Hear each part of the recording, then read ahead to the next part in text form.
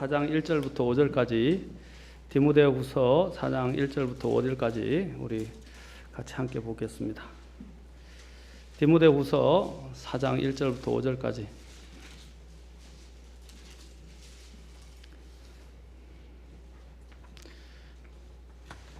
디모데후서 4장 1절부터 5절까지 찾으신 줄을 알고 제가 봉독하겠습니다.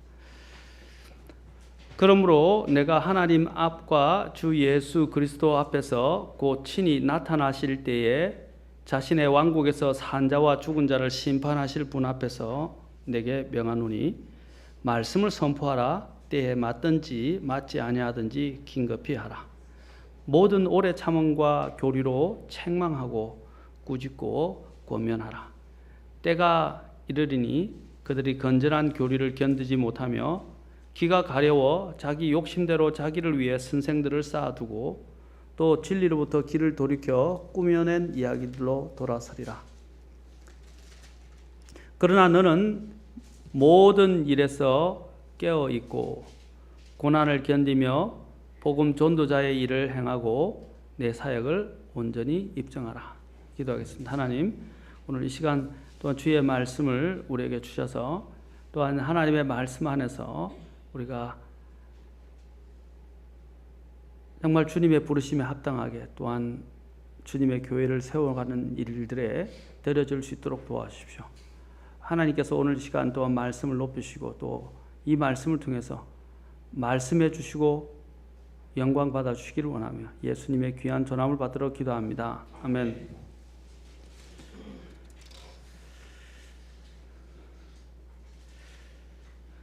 자, 우리는 위기의 시대에, 위험한 시대에 어떻게 해야 하는가? 위험한 시대에 우리는 어떻게 해야 하는가? 디모데 바로 후서 3장 1절부터 보면 1절에 보면 또 이것을 알라, 즉 마지막 날들의 위험한 때가 이르리라. 위험한 때. 제가 오늘 사도 바울의 서신 중에서 가장 후기에 적은 마지막 서신을 마지막 장을 들어서 설교를 하게 된 것은 사도 바울의 가장 간절함과 또 사도 바울의 이러한 사역에 임하는 마음을 우리가 여기서 알 수 있습니다. 이 사도 바울이 이 마지막 서신을 기록하면서 마지막 날의 현상들을 디모데후서 3장 1절부터 7절까지를 잘 통해서 일어나고 있는 여러 가지 일들을 묘사하고 있습니다. 그것을 사도 바울은 특징지어서 한마디로 표현할 때 마지막 날들의 위험한 때다라고 말하고 있습니다. 지금 우리가 마지막 날들의 정말 위험한 때에 살고 있습니다.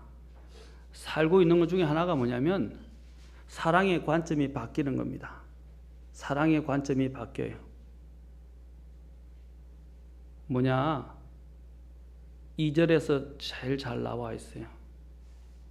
그리고 4절에 나와 있어요. 2절에서 뭐랍니까? 사람들이 누구를 사랑한다고요? 사람이 누구를 사랑한다고요? 자기를 사랑한다 그랬어요. 그리고 4절에서도 정리하면서 뭐라고 그랬습니까? 하나님을 사랑하기보다 쾌락들을 더 사랑한다 그랬어요. 그래서 마지막 때의 가장 큰 위기는 뭐냐? 사람들의 마음이 하나님을 사랑하는 데서 돌아서는 겁니다. 그리고 자기를 사랑하고 쾌락들을 사랑합니다. 마음의 중심이 어디로 향하고 있습니까? 자아와 이 세상에 있는 정욕들을 향하고 있다는 것입니다. 그 중심이 옮겨지기 때문에 위험한 때라는 것이에요. 지금 여기서 다른 걸 묘사하는 것들은요, 사실 그 하나님의 사랑에서 떠나진 모든 것들의 결과에 불과합니다. 가장 중요한 건 무엇입니까? 사람들이 자기를 사랑하는 데서부터 이 위기가 시작된다는 것입니다. 인간의 이런 타락은 갈수록 심화되고 우리를 향한 유혹의 강도도 더욱더 거세지고 있습니다. 거짓이 진실이냐 감추어져서 우리를 속이고 유린하고 있습니다. 이사야서에서 제가 다음에 이런 부분도 좀 더 자세하게 다루면 좋겠는데, 이사야서 5장에 보면 사람들이 선을 악하다 그러고 악을 선하다고 이야기합니다. 잘못된 것들이 통용이 되고 잘 하는 것들이 무시되고 소홀히 되고 심지어는 업신여김을 받습니다.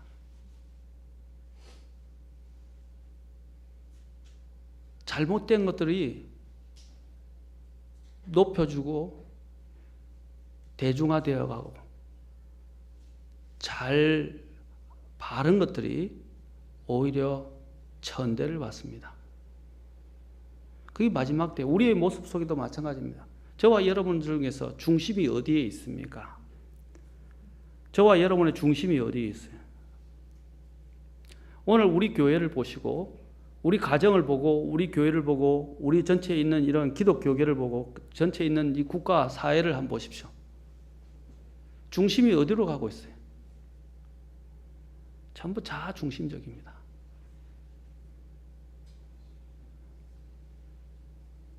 그래서 사도 바울이 디모데후서 4장 마지막 장에서 이렇게 이야기합니다. 하나님 앞과 주 예수 그리스도 앞에서 라고 되어 있어요. 자, 하나님 앞과 주 예수 그리스도 앞. 하나님 앞에 선다는 만큼 두려운 일이 없어요. 근데 여기서 그 하나님 앞과 주 예수 그리스도 앞이라고 말합니다. 자, 그 하나님과 주 예수 그리스도 앞이라고 이야기했는데 곧이라고 하면서 그것을 그 앞이라는 것이 무엇이냐? 자, 이것을 가지고 사도 바울이 이야기합니다. 친히 나타나실 때에 재림과 관련해서 말하면서 자신의 왕국에서 산 자와 죽은 자를 심판하실 분 앞이라고 말합니다. 어떤 분이라고요? 산 자와 죽은 자를 심판하신다는 것입니다. 참 우리의 시대는 힘겹고 어렵고 위험합니다. 사도 바울은 아직 오지 않은 날들에 관해 대언하면서 이 말씀을 기록했지만 우리는 이미 그 시대에 도달해서 그 시대 안에서 살고 있습니다. 예수님이 말씀하신 것처럼 바로 노아의 때, 롯의 때와 같이 죄악이 만연된 시기에 살고 있고 사람들이 다른 어떤 것보다 자기를 사랑하고 하나님을 이야기하지만 하나님을 사랑하지 않아요. 미국 사람들이 Honey, I love you. Honey, I love you. 하루에도 몇 번씩 아침에도 키스하고 저녁에도 만나면 키스하고 또 자기 전에 키스하고 I love you, I love you, I love you, I love you 하는데 이혼율이 제일 우리나라가 제일 많죠. 이혼율이 많아요. 입으로는 I love you 사랑한다고 이야기하지만 실제적으로는 그들은 다른 사람을 사랑할 줄 모르고 자기 중심적이에요. 대접을 받기를 원하고 섬겨지기를 원하고 섬김을 받기를 원하고 섬기려고 하지 않고 희생을 하지 않습니다.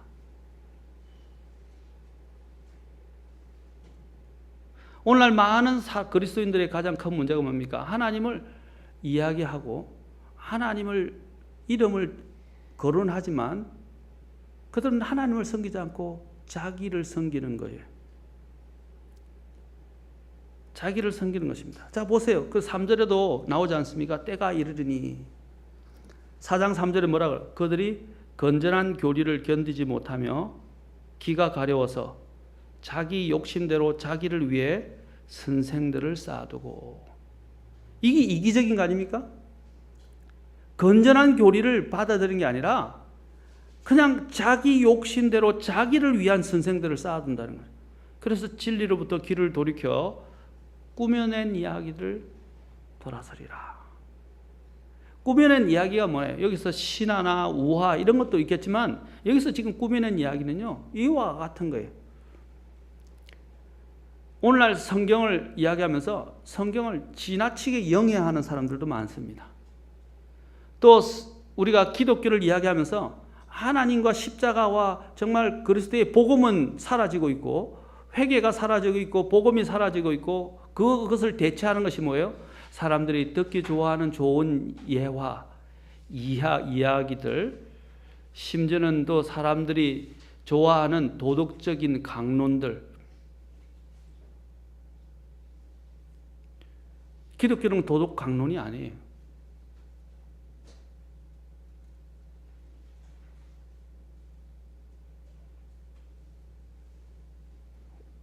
기독교는 도덕 이상의 것입니다. 기독교는 죄에 대해서 분명하게 설교하는 것입니다. 지금 3절도 지금 여기서 이야기하는 게 자기를 사랑한 것 관련되어 있어요. 그래서 진리를 이야기하지만 진리에 관심이 없어요, 사람들이. 마음이 다 흩어져서 진리가 아닌 다른 것들에 관심을 갖게 됩니다. 사도 바울이 이것을 참 잘 표현하고 있어요. 뭐라고 그랬습니까? 위험한 때라고 됐어요. 위험한.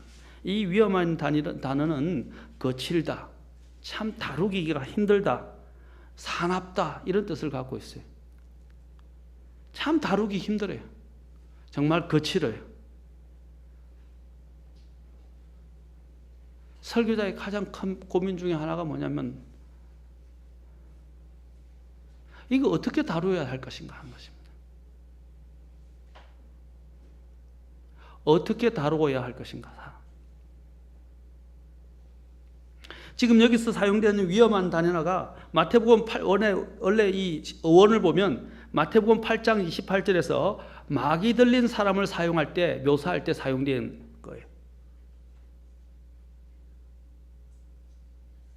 헬라어 어원을 보면요. 마귀 들린 자를 다룰 때. 여러분, 마귀 들린 자를 다룰 수 있습니까? 정말 다루기 힘들어요. 우리 가다라 지방에 있는 마귀 들린 자는 어땠어요? 쇠사슬에 묶어놔도 풀고 자기 몸을 자해하고 자기를 제어하려는 사람들을 오히려 더 강한 힘으로 윽박질러서 그들을, 그렇죠? 물리치고 누구도 제어할 수 없는 그런 사나운 정도였어요. 마지막 시대의 사람들이 이와 같다는 것입니다. 다루기가 힘들다는 거예요. 거칠다는 거예요. 사납다는 것입니다. 우리의 시대는 몹시 거칠고 사나워서 정말 다루기 힘들고 맞서 싸우기에도 정말 힘겹습니다. 우리는 이 구절을 통해서 볼 수 있는 게 뭡니까? 지나친 자기애와 이기주의가 만연한다는 것입니다. 그리고 우리가 디모데후서 3장을 계속 보면 교만하고 반역적이고 불경건한 행동을 서슴없이 행하고 약속도 지키지 않고요. 선에 대항하여 맞서고 반역하고 하나님을 사랑하기 위한 쾌락들을 더 사랑하고 5절에 있는 것처럼 하나님의 3장 5절에 하나님의 성품의 모양은 있으나 그것의 능력은 부인하리니 형식주의입니다.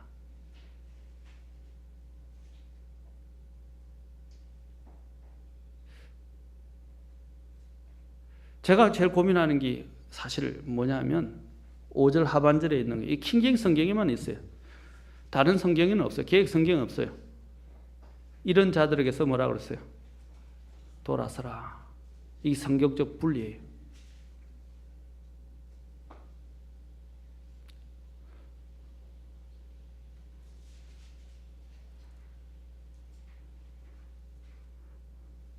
교회 안에서 아이들이 무질서하다고, 아이들이 버릇없다고 우리가 꾸짖지만 사실 보면 어른들이 더 무질서하고 어른들이 더 버릇이 없어요.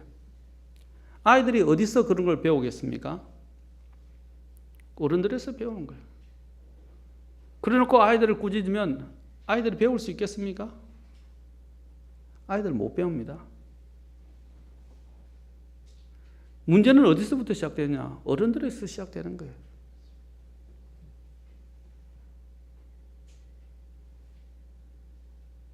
어른들은 고치려고 하지 않습니다.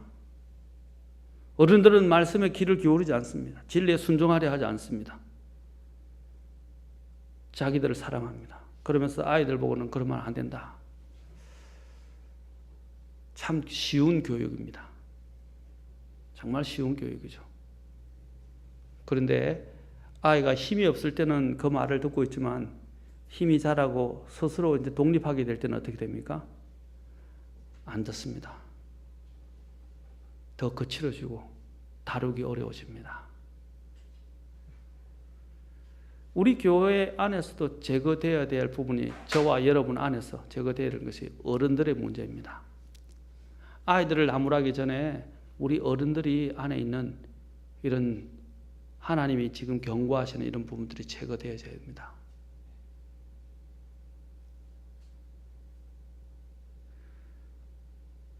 제가 설교를 어떻게 해야 될까 항상 고민입니다. 어느 수위까지, 어느 정도까지, 어떤 방법으로 해야 될 것인가. 어느 정도의 이러한 경고에 대한 수위를 조절해야 할 것인가. 제일 힘들어요. 여러분들이 아마 아이들을 다뤄보면 그렇습니다. 저와 여러분들이 아이들 다루다 보면 어떻게 해요? 아이들을 어느 정도까지 인내해주고 참아줘야 되고 어느 때 어떤 방법으로 어떻게 다뤄야 될지 늘 고민입니다. 그래서 부모들, 지혜로운 부모들은 항상 카테고리를 정하고 그 카테고리에 맞는 대로 징계의 수위를 정해놓고 아이들과 약속을 하고 아이들을 다룹니다. 그렇죠? 그게 지혜로운 부모예요. 징계의 카테고리를 왜 정해놓냐면 매 상황마다 그것을 다루는 것이, 그렇죠? 늘 결정해야 되고 생각해야 되는데 그런 고민들을 들어주기 위해서 어떻게 해요? 카테고리를 정하는 거예요. 이 목회도 마찬가지예요. 근데 목회가 더 어려운 건 뭐냐면 아이들은 그래도 부모의 권위로 통제를 하고 어리기 때문에 되는데 이 어른들을 다루는 게 너무 힘들어요. 특히 여기는 또 직장이 아니다 보니까, 교회는 직장이 아니다 보니까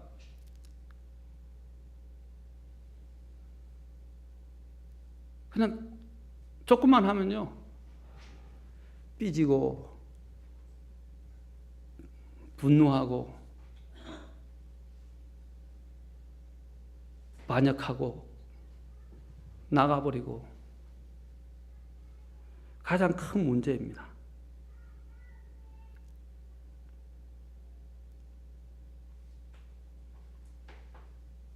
그래서 마지막 시대의 목회자에게 가장 힘든 게 과연 어떻게 설교를 해야 되는가?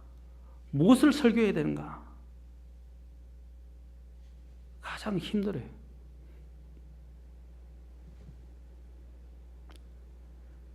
바른 교회를 하려고 그러면 이야기를 안 할 수 없고 사람들의 마음을 생각하면 좀 더 부드럽게 해야 될 것 같고 우리가 추구해야 될 교회는 좋은 교회가 아니라 바른 교회예요. 사람들이 오늘 여기서 추구하는 것들이 뭡니까? 마지막에는 좋은 것을 추구한다는 거죠. 듣기 좋고 그냥 예배 드리기 좋고 교회 다니기 좋고 편하게 신앙생활을 할 수 있는 것을 찾는다는 거예요. 좋은 교회를 찾아요. 우리는 좋은 교회를 표방하는 것이 아니라 바른 교회를 표방하는 겁니다.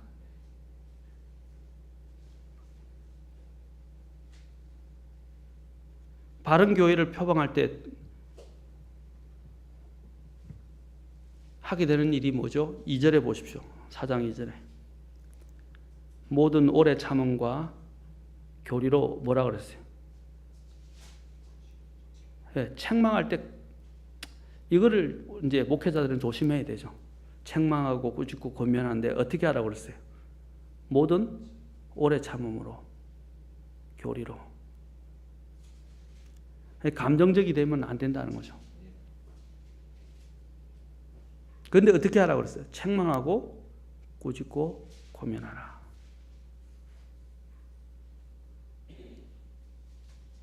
오늘날 이러한 사람들이 거칠고 다루기 힘들어지는 이런 위험한 상황에 처하게 되는 이유가 무엇입니까? 너무나 악한 것들에 많이 노출되어 있어요. 우리는 너무나 많이 노출되어 있어요. TV부터 시작해서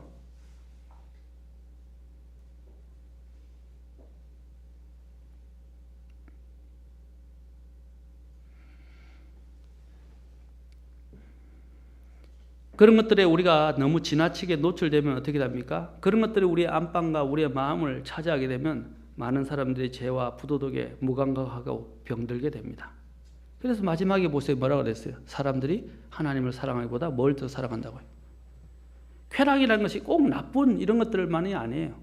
이런 레크레이션, 이런 오락거리 이런 걸 찾아간다는 거죠. 아까 사랑의 중심이 옮긴다 그랬죠. 자아 중심에서 또 쾌락 중심으로. 쾌락이 뭡니까? 그냥 마음이 즐거워하는 대로 그 즐거움을 찾아 떠난다는 거죠. 그래서 오늘날 보면 주 5일째가 되는데도 보면 노는 날이 되는데도 보면 제가 한 예를 들어야 될까요? 교회가 소풍을 가든지 노는 날 노는 어떤 이런 레크레이션 할 때 사람들이 막 와요. 그러나 하나님의 말씀을 강연하는 때는 안 와요. 그게 대표적인 하나의 모습입니다. 우리가 이렇게 물론 나들이나 소풍을 하는 목적 중에 하나는 아까 자매들의 나들이 같은 목적 중에 하나는 자매들에게 위로를 하고 좀 힘을 실어주고 좀 쉴 수 있도록 만들어주는 겁니다. 여유를 가질 수 있도록. 그와 함께 또 새로운 사람을 데리고 와서 새로운 사람들이 또한 이러한 부분을 통해서 서로 융화되고 또 같이 함께 어우러질 수 있도록 분위기, 낯선 분위기를 만들어주는 거예요. 그렇죠? 또 여러 가지 좀 어려웠던 부분들을 내려놓고 서로가 또 잘 서로 위로하고 또 서로가 교제할 수 있는 이러한 분위기를 형성하기 위해서 사실 하는 거예요. 저희 목적은 그래요. 그리고 또 고생한 것에 대한 치하도 해주는 것도 있고요. 그런데 노는 것이 목적이 되면 안 돼요. 근데 어떤 사람들 중에는 노는 게 목적이에요. 교회 안에서 하는 행사는 참여를 안 하면서도 복음 전도 집회나 그 다음에 이러한 또 성경 강연이나 이런 교회에서 중요한 집회는 참석을 안 하면서도 노는 날은 안 빠지고 참석을 해요. 오는 걸 나쁘다고 말씀드리는 게 아니에요. 그런 것만 찾아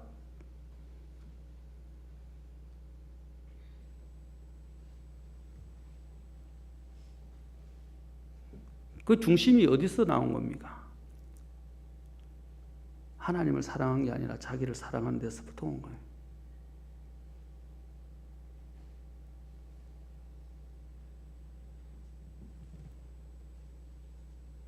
오늘날 사람들은 너무 다루기가 거칠어서 법과 질서를 존중하지도 않습니다. 순결이 중요시되지도 않습니다. 그러나 이러한 세상에 거친 폭풍에도 우리의 믿음과 신앙적 입장은 정확하고 분명해야 합니다. 4장 1절부터 5절이 이 부분을 잘 말해주고 있습니다. 이런 거칠고 다루기 힘들고 강하게 우리에게 도전해 놓는 이런 시대에 살면서 우리가 어떻게 하나님과 동행하고 있는가, 우리 자신의 믿음의 순수성을 유지할 수 있는가 하는 것입니다. 사도 바울은 이런 것에 대한 우리의 자세에 대해서, 우리의 마음의 태도에 대해서 촉각을 곤두세우면서 이제 일어서서 사역을 할 것을 지금 디모데에게 특히 강력하게 촉구하고 있습니다. 그래서 촉구하는데 그 촉구의 근거가 뭡니까? 디모데후서 4장 1절에 뭐예요? 뭘 기억하라고 그랬어요? 제일 먼저 무엇을 하라고 그랬어요? 예? 무엇을 하라고 그러고 있죠? 아니요, 4장 1절에서. 예? 하나님을 기억하는데 어떤 하나님이에요? 심판하실 하나님. 마지막 때 사도 바울이 경고하고 있는 게 뭐예요?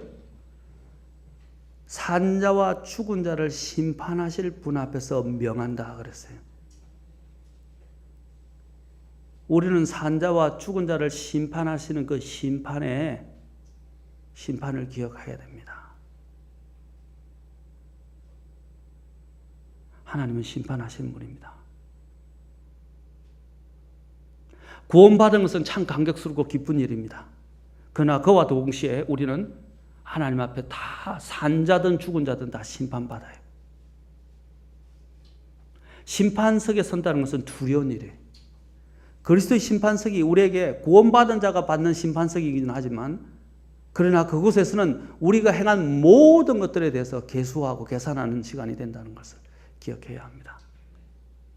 그래서 사도 바울이 어디 앞에서 엄히 명한다고 그랬어요. 어디 앞에서 명한다고 그랬어요? 예수님이 오시면 그 심판하실 분 앞에서 명한다라고 말하고 있어요. 그래서 첫 번째 우리가 해야 할 일은 뭡니까? 심판하실 하나님을 기억하라. 하나님의 심판을 기억하라는 것입니다. 심판하실 하나님을 기억하라는 것입니다.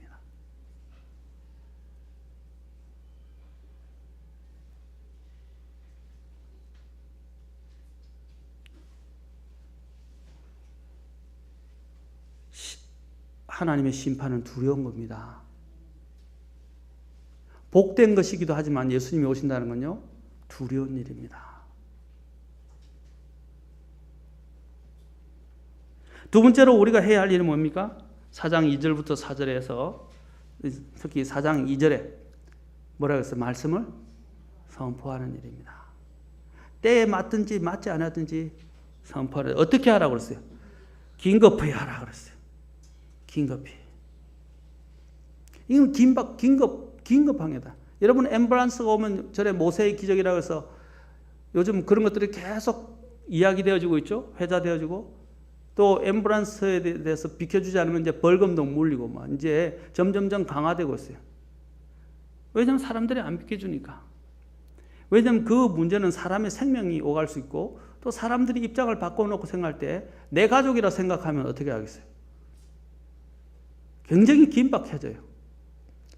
사람들이 내 일이 아니라고 생각하니까 그것이 느껴지지 않는 거예요. 그래서 신경 안 쓰는 거예요. 소리가 들리든 안 들리든 자기만 생각하는 거예요. 그런데 그것이 나의 사랑하는 가족이라고 생각하면 어떻게 되겠어요? 상황은 달라져요. 그런데 사람들은 그것이 나의 경우가 될 수 있다는 생각을 하지 않으니까 안 비켜주는 거예요. 지금 여기서 지금 이야기하는 것도 마찬가지예요. 이게 나의 경우라고 생각해 보세요. 그러면 어떻게 했어요? 우리는 긴급히 할 수밖에 없다는 것입니다. 긴급히. 긴급히라는 뭡니까? 사람이 죽었는데 때를 따집니까? 아니죠. 때를 따지지 않아요. 이것은 어느 때에 상관없이 때에 맞든지 맞지 않았든지 말씀을 선포하는 일은 긴급한 일이에요.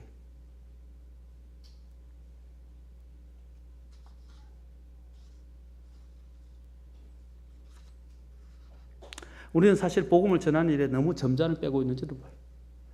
말씀을 선포하는 일에 있어서도 점잔을 빼고 있는지도 몰라요. 지금 점잖하게 가만히 있을 때가 아닙니다. 굉장히 긴급합니다. 그렇죠? 이 긴급한 것의 표준이 뭐예요? 하나님의 말씀입니다. 성경이 기준이고 표준입니다. 말씀을 선포해야 돼요. 말씀을. 내 말을 선포하는 게 아니라 하나님의 말씀을 선포해야 됩니다. 첫째는 긴급함으로 하고 두 번째는 어떻게 해야 됩니까? 이제 책망하고 꾸짖고 권면하는 일이에요. 우리 교회 안에도요, 좀 권면하는 일이 있으면 좋겠어요. 왜 교회 안에도 문제가 있고 사람들이 잘못하고 있는데도 불구하고 왜 성도들이 그걸 보고 아무 말도 안 하죠? 물론 제가 비난하고 비판하는 것이 아니에요. 제 말은요. 좋은 기 좋다고 그러고요. 좋은 사람으로 남기 위해서 말을 안 해요. 명백히 잘못하고 있으면 어떻게 됩니까? 물론 내 태도가 중요해요. 내가 교만해서 내가 저 사람보다 낫기 때문에 또 그 사람을 비난하고자 하는 마음으로 그 사람에게 가서 이야기하면 안 돼요. 그러나 잘못된 것을 때 내가 내 자신을 먼저 돌아보고 정말 기도하고 온유한 마음으로 그런 것들을 가서 바로 잡아줘야 돼요. 아이들만 잡으려고 그러지 말고 어른도 잡아야 돼요. 제가 잡는 게 소 잡는 걸 이야기하는 거 아닙니다. 바로 잡는 걸 이야기하는 거예요. 바로 잡는 것. 여기 보십시오. 뭐라고 그랬어요? 책망하고 꾸짖고 권면하라 그랬어요. 제가 아까 서두에도 얘기했죠. 선을 악하다고 악을 선하다고 해서 아닌 걸 아니라고 이야기 안 한다 이 말이죠. 그래서 사람들이 왜 말을 안 하는지 아십니까? 가장 두 가지예요. 좋은 사람으로 남고 싶어서 그래요. 두 번째는 무관심하거나 귀찮아서 그래요.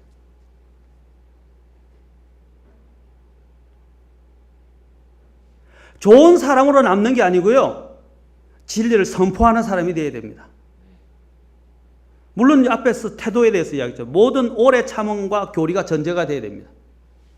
모든 오래 참음. 갈라디아서는 뭐라 했습니까? 영적인 너희는 온유한 영으로 오라고 되어 있어요. 갈라디아 6장에서. 맞습니까? 그것이 권면하고 책망하는 사람의 영적인 입장이에요. 여러분 교회가요. 해야 될 이야기들 안 하면요. 교회 잘못됩니다.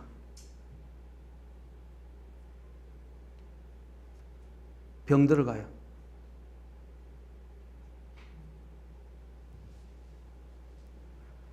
말해줘야 될 때는 말하셔야 돼요. 그러나 아까 그랬죠. 먼저 내 태도를 점검하고. 자, 갈라디아서 6장 한번 봅시다. 갈라디아서 6장. 제가 아무리 이야기하는 것보다 성경이 말씀하시는 게 뭔지 우리가 한번 살펴보는 게 필요합니다.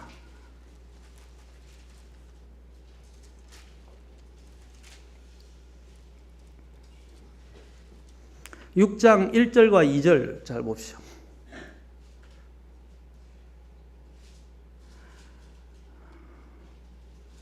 형제들아 만일 어떤 사람이 잘못에 빠지거든 자 첫째 영적인 너희는 온유의 영으로 그러한 자를 회복시키고 자 영적인 너희라고 그랬어요. 그 다음에 온유의 영이라고 그랬어요. 첫 번째 해야 될 게 뭡니까?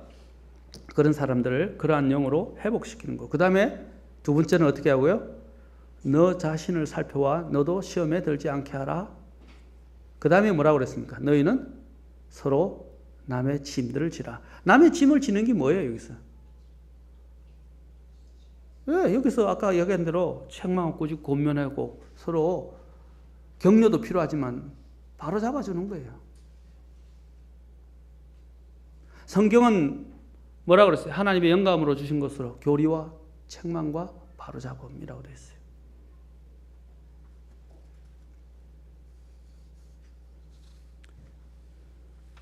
세 번째로 해야 될 일은 뭡니까?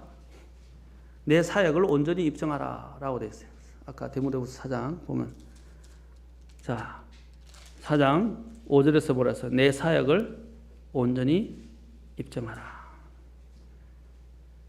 자, 사역을 입증하는 또 방법에 대해서 여기서 이야기합니다. 첫째는 어떻게 했습니까? 모든 일에서 깨어 있으라. 깨어 있어야 됩니다. 허리몽텅해서는 잠자고 있어서는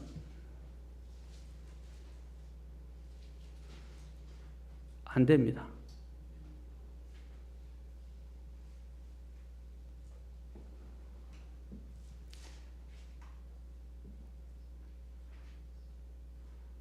깨어 있다는 것은 자기가 해야 할 일들에 대해서 분명히 정신이 깨어 있는 상태를 이야기합니다. 다른 생각들이 들어오면 할 수 없어요. 두 번째로는 고난을 견뎌야 됩니다. 디모데후서 2장에서는 이 고난을 견디는 걸 뭐라고 그랬습니까? 군사에 비유하고 있습니다. 군사. 군사는 견디지 않습니까? 제목이 뭐더라? 전에 뭐 한참 TV에서 뭐 유행한 뭐 군대 입대 프로그램이 있었다면서요. 뭐죠? 예? 아, 진짜 사나인가요? 예, 진짜 사나인지 가짜 사나인지 모르겠는데 어쨌든 그래 뭐 그렇게 하면서 막 대유행했다고 신문에 늘 나오고 그러는 것 같더라고요. 저도 뭐 부산에서나 딴 데 갔을 때 진짜 사나이를 한두 번 봤어요. 저도 뭐 군대 생활 하니까 재밌기는 하죠. 그런데 제가 볼 때는 싱거워요.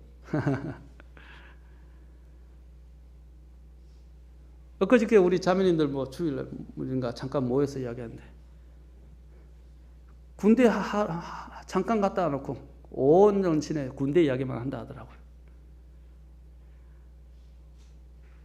한 사람이 군대 갔다가 금방 돌아와 놓고 마치 군 생활을 몇 년을 한 것처럼 계속 군대 이야기를 한다 하더라고요.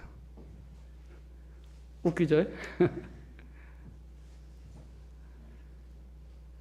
고난을 군대에서 해야 할 일은 뭐냐면 고난을 견디는 거예요. 고난을 견디는 거. 역경을 이겨내는 것입니다. 참는 것입니다. 그렇게 해서 사역을 입증해야 돼요. 모든 일에는 인내가 필요해요. 믿으면 항상 인내가 요구됩니다. 이겨내야 됩니다. 세 번째는 어떻게 합니까? 계속 가장 중요한 일 중에 하나죠. 아까 같이 복음 전도자 일을 계속 행하는 거예요. 그렇게 하면서 우리는 우리의 사역을 입증해야 합니다. 아멘. 이거는 꼭 디모데에게 준 목회자에게만 준 게 아니에요. 모든 사람에게 말하는 겁니다.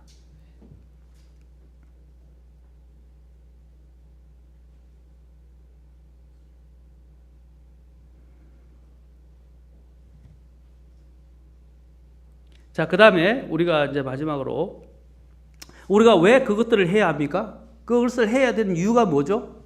아까도 얘기했지만 위험한 때가 오기 때문입니다. 또 위험한 때에 우리는 살고 있어요. 특히 3절에 보면 위험한 때 중에 제가 대표적으로 이야기했죠. 그 때가 이르리니 그들이 건전한 교리를 견디지 못해요. 사람들이 건전한 걸 싫어해요. 불건전한 걸 건전하다고 이야기하고 불건전한 것들을 붙들고 나아갑니다. 건전한 교리를 견디지 못해요. 거짓된 가르침과 거짓된 가르침이 우세하고 교리가 우세하고 사람들을 속이고 미혹합니다.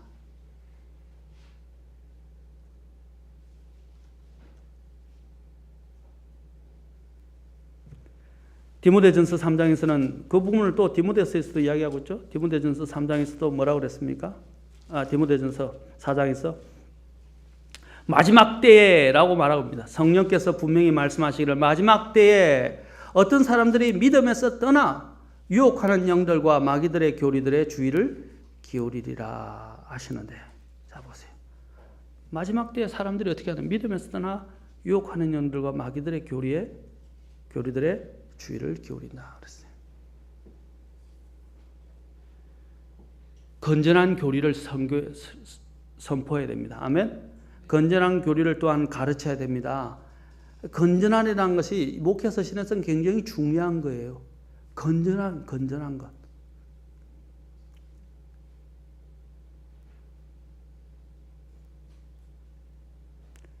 우리는 그것을 어떻게 해야 됩니까? 아까도 했던 것들을 우리가 다 보았습니다. 첫째 어떻게 해야 된다고요? 뭘 기억하라고요? 하나님의 심판 기억하라. 두 번째 어떻게 하라고 그랬죠? 두 번째 말씀을 선포하라. 선포하는 방법은 어떻다고 그랬죠? 긴급히 하라. 또 책망하고 꾸짖고 권면하라. 그 다음에 세 번째 어떻게 된다고 그랬죠? 내 사역을 입증해야 된다고 그랬어요. 입증해야 될 방법을 세 가지 보여줬습니다. 그 다음에 사역을 입증해야 한다고 말했습니다. 사랑하는 성도 여러분, 마지막 때는 힘든 시대입니다. 저와 여러분들도 지금 사도 바울이 말하는 그 마음을 읽을 수 있으면 좋겠어요. 저와 여러분이 먼저 하나님의 심판을 기억할 수 있으면 좋겠습니다. 하나님의 심판을 기억하지 않으면 우리는 두려움이 없어져요.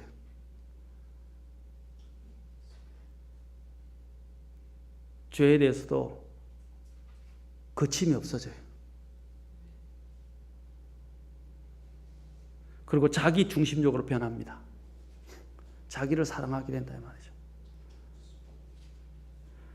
저는 우리 교회 여기에 나오시는 우리 수요일날 나오신 분들 특히 대단하신 분들인데 우리 형제 자매님들이 내만 신앙생활 잘하면 된다 이렇게 하시면 안 돼요. 우리는 공동체예요.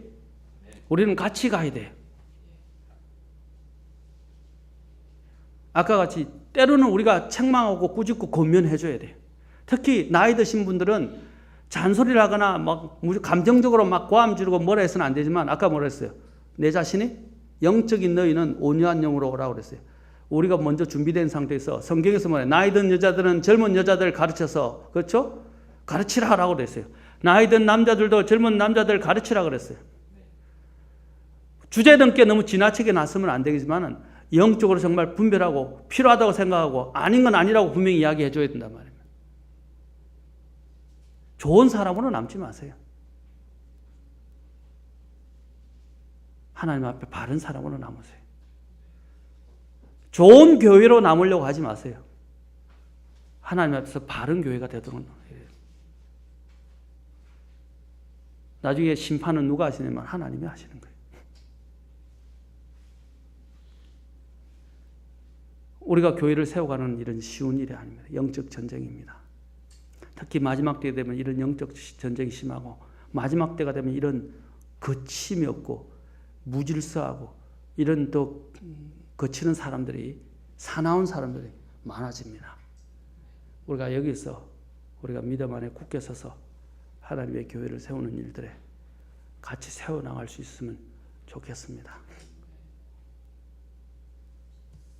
우리 교회 안에서도 다음에 제가 강력하게 설교하겠지만 교회 안 나오는 게 정상이 되고 있으면 안 돼. 교회 나오는 게 정상이죠. 그런데 안 나오는 게 정상이 되고 있어요. 지금 이런 분위기가 어떻게 되냐면 이런 게 있어요. 기존에 있는 성도들이 제대로 안 나오면 새신자들 안 나와요. 새신자들이 뭘 배우게? 지식은 배워가는데 삶을 배울 수가 없어요. 헌신을 배우지를 못해요. 희생을 배우지 못해요. 섬김을 배우지 못해요. 새신자들 중에 지금 부흥이라는 사람 몇 명이나 돼요? 기존 신자들도 요리조리 피해다 해서 다 빠져나가요.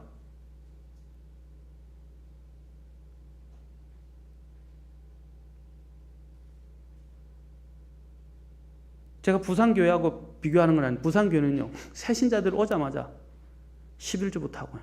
새신자들 오자마자 유리부터 닦기 시작하더라고요. 제가 직접 봤어요. 새신자들이요, 오자마자부터 목사님 뭐 할까요? 다 끝나고 청소하기 시작하니까 자기가 알아서 하는 거라고 그냥 유리 닦아요. 제가 직접 목격을 했어요. 아, 건강한 교회구나.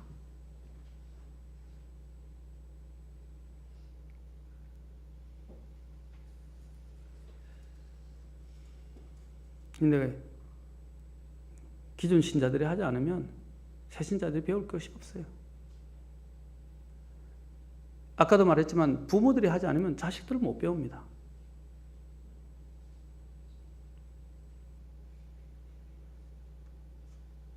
누구를 위해서 신앙생활을 합니까? 결국은 우리 자신을 위해서요.